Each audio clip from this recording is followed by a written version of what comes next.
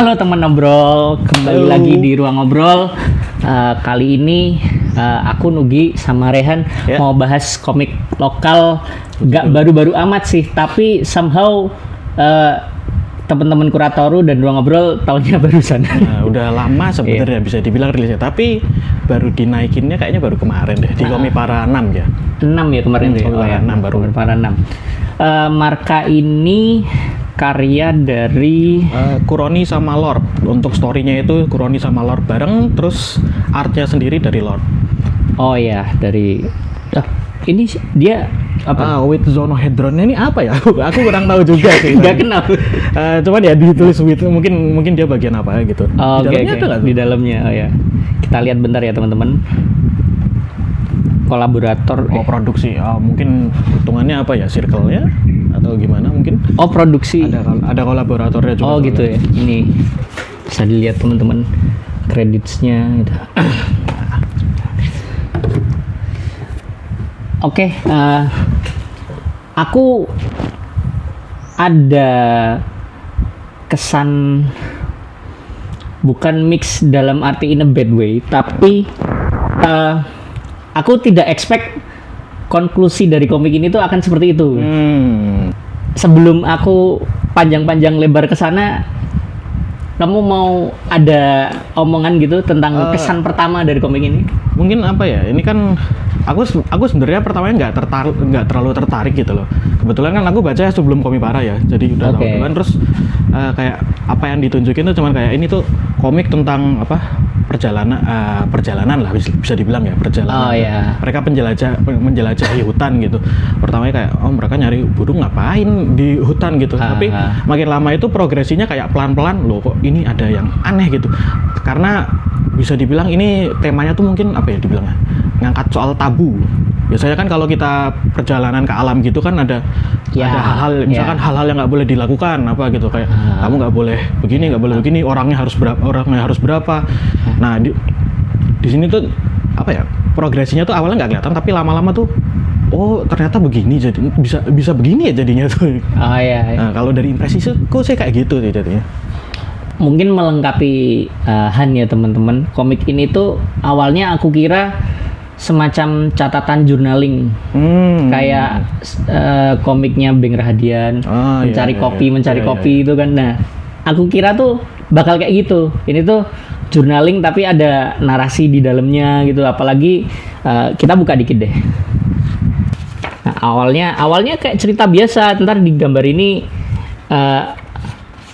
penyampaiannya seperti ini, panelnya seperti ini. Ini kan kesannya jadi kayak komik catatan jurnal gitu kan, gitu. Kayak jurnal perjalanan. Iya gitu. Tapi ya memang ini sih teman-teman.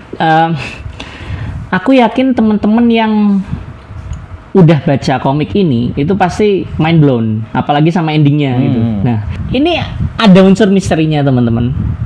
Ada unsur misterinya dan mungkin untuk supaya lebih gampang teman-teman memahami komik ini tuh feel-nya seperti apa. Feel-nya itu sama seperti nonton film A24.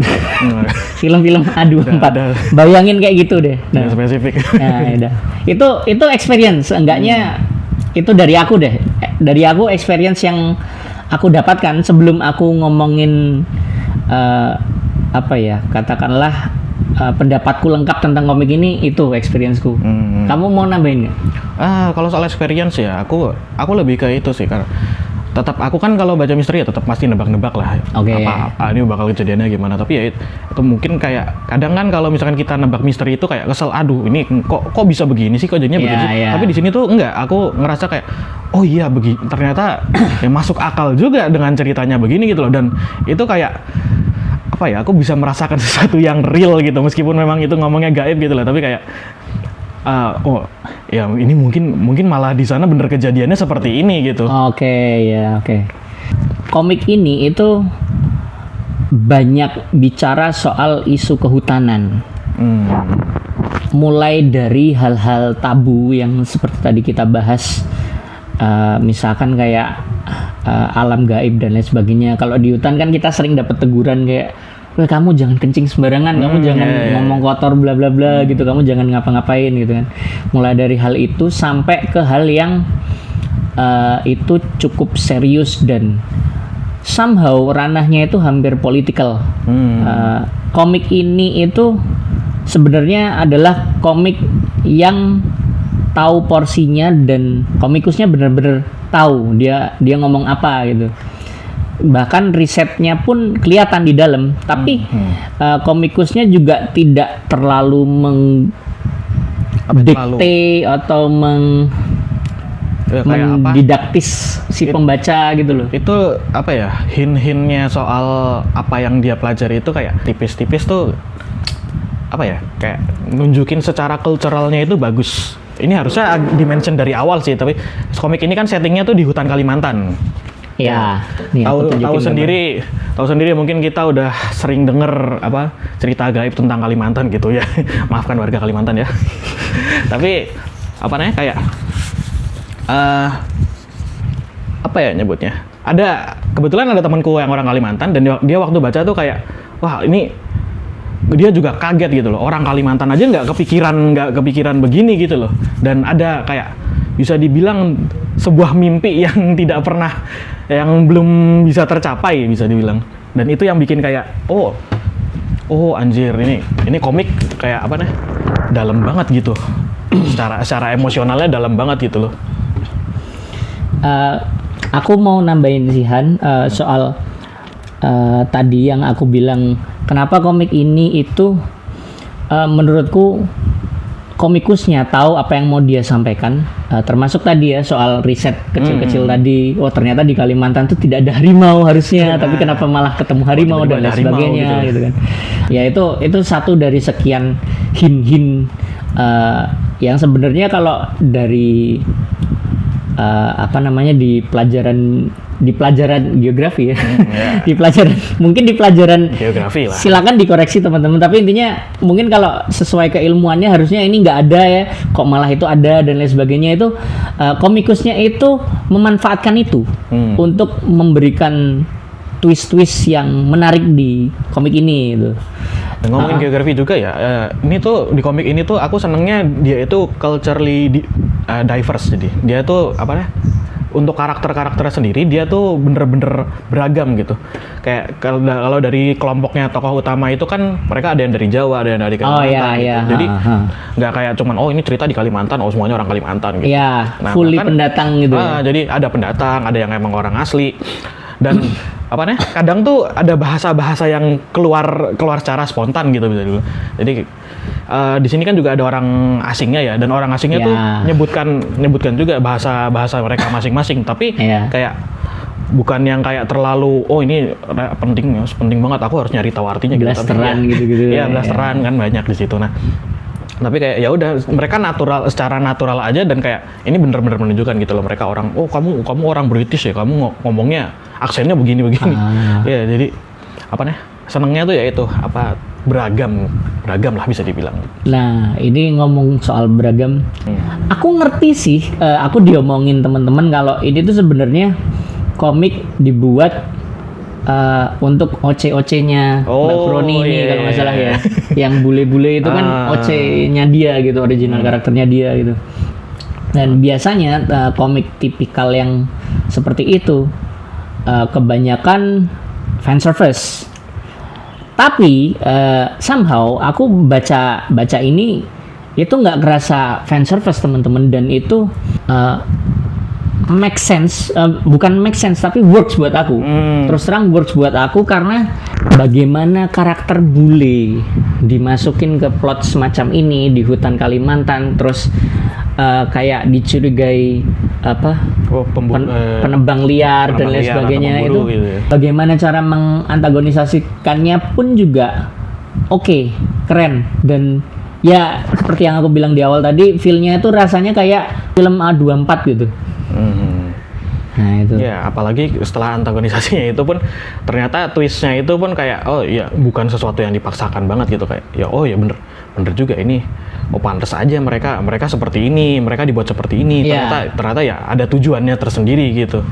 Dan ya bagaimana itunya harus baca. Iya.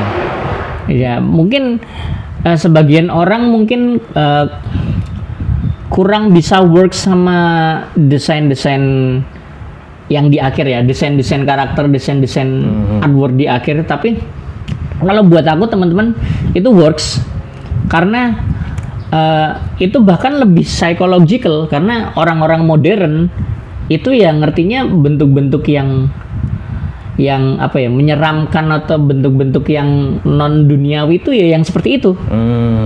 Jadi hal semacam itu tuh tidak melulu disampaikan secara tradisional kayak adatnya Kalimantan gimana sih atau gimana gitu. Tapi ini malah menurutku malah lebih make sense gitu desain-desain yang di akhir tuh, karena itu psikologinya mereka. Lebih ke general juga sih. Ya. Itu referensi dari otak mereka gitu loh. Jadi iya. Jadi malah lebih horor. Aku rasa itu lebih horor karena lebih misterius karena Iya, karena itu kan apa gambaran dari mereka sendiri ya. Dari ya itulah intinya. Aku salut ya sama komikusnya ya teman-teman. Maksudnya walaupun ini komik yang dibuat dalam rangka memberikan ruh pada OC-nya, pada original karakternya itu ya, ternyata ini somehow eksekusinya masih bagus. Iya, masih bagus. Eksekusinya bagus. Soalnya kan takutnya kalau OC itu kan terlalu apa ya, mungkin iya, terlalu fan service, terlalu ini kan ya. Terlalu memuaskan diri sendiri. Iya, benar. Tapi ya ternyata ini works banget ini. Iya. Jadinya aku bahkan kalau nggak dikasih tahu itu OC nggak bakal kepikiran itu OC juga, karena memang senatural itu mereka di dalam cerita tuh. Yang menarik adalah ya karena aku bacanya setelah Komipara dan kita sudah hidup di era seperti ini, era sawit. Hey. era ya itu kan sawit supremasi itu. Ya itu era sawit di mana-mana, terus tiba-tiba apalagi di Kalimantan kan ya. Iya, apalagi di Kalimantan terus keluar komik ini nih. Aku ngiranya komik ini tuh semacam jawaban atas itu, respon masalah itu ya, respon atas lingkungan itu gitu. Nggak taunya ternyata jauh sebelum sawit supremasi ini udah ada duluan ya? Gitu. Udah ada dulu. Iya, makanya jadi nggak nyangka sih. Cuman aku tetap akan berbangga mempromosikan komik ini. Betul. Komik ini komik yang tahu dia mau ngomong apa, khususnya tentang isu kehutanan. Ya nggak tahu ngomong apa kita sih. Ya komik ini tahu dia mau ngomong apa, khususnya soal isu kehutanan. Dan ya, walaupun mungkin ini ini tahun pira sih? 2022 atau 2023? Lupa, pokoknya udah agak lama lah, tapi ya ini baru bangkit lagi, cetak lagi setelah di Komipara 6 kemarin. Oke. Ya itu sayangnya kita nggak tahu ini tahun berapa ya, tapi misal Mbak Gloni mau ngasih tahu, tolong di komentar disebutin Mbak. Ya, tapi intinya gini, aku tuh masih berharap ya Han, ini komik ini bisa diikutin awarding, karena memang komik ini punya isu, karena dia punya sesuatu untuk dikatakan gitu loh. Dan itu ya hal yang kalau dianggap sebagai kritik sosial, ya masuk aja. Ini kritik sosial gitu loh. Dan aku malah menganggap bahwa Marka ini mungkin satu dari sedikit contoh komik Indonesia yang bisa menyampaikan pesan secara sublim, alegori yang sublim kalau mau ngomongin kritik sosial. Jadi ya ini sebenarnya ini pengalaman pribadiku sih teman-teman. Cuman kebanyakan komik lokal yang aku baca itu masih didaktis, belum sublim gitu loh. Masih kayak kamu bilang tadi, kayak apa terlalu terus terang. Terlalu terus terang, terlalu eksplisit. Tempelan aja gitu. Ditempel-tempelin. Nah, komiknya itu sangat sublim teman-teman. Benar-benar sublim. Dan ini bisa dimaknai dalam banyak hal. Nah, salah satunya ya ketika aku baca, aku ngerasa ini komik yang keluar lagi, bangkit lagi di era yang tepat. Nah, iya benar. Ya, sawit supremasi itu tadi. ya ini pokoknya salah satu contoh komik Indonesia yang bagus untuk menyampaikan hal itu teman-teman. Dan itu buat aku cukup lah untuk jadi alasan kenapa komik ini kalau bisa ini ikut awarding gitu ya. loh. Karena memang ya ini lagi panas nih, isu ini nih lagi panas nih gitu. Mumpung timingnya mumpung pas. gitu. Ya timingnya pas gitu, dan komik ini bisa kalian beli di Kuratoru, bisa kalian baca di Kuratoru, harganya 70.000. Ya. Tebelnya ratusan, ya tebel kok, cukup tebel tapi standar ya. Sekitar 100. 100-an lebih lah, ya 100 lebih dikit gitu. Nah, oke. Udahan, Ya, itu aja. Itu aja ya mungkin ya. Oke, Udah teman-teman. panjang kita. Oke teman-teman, itu tadi review dari komik Marka karya Mbak Kuroni, sama Lord. Lord sama siapa ini, Zonohedroni, aku nggak tahu. Tapi ya kurang lebihnya mohon maaf kalau misalkan ada tambahan-tambahan, bisa ditambah di kolom komentar. Kita diskusi lanjut di kolom komentar. Thank you. Thank you.